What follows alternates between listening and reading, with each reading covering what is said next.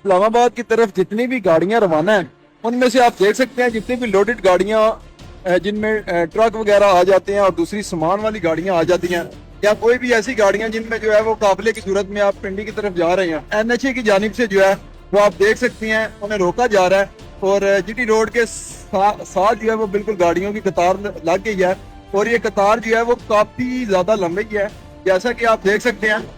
ये कतार जो है वो काफी ज्यादा लंबी है और लोगों को जो है वो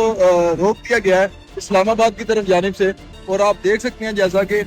ये लाइन जो है वो कितनी लंबी लगा दी गई है और ये लाइन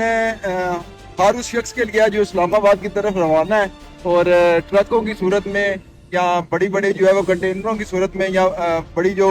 बसें होती हैं जिनमें काफी ज्यादा सवारियां जो है वो पूछ करती हैं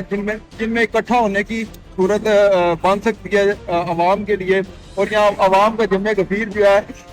वो बस में देख सकते हैं आप जैसे कि 72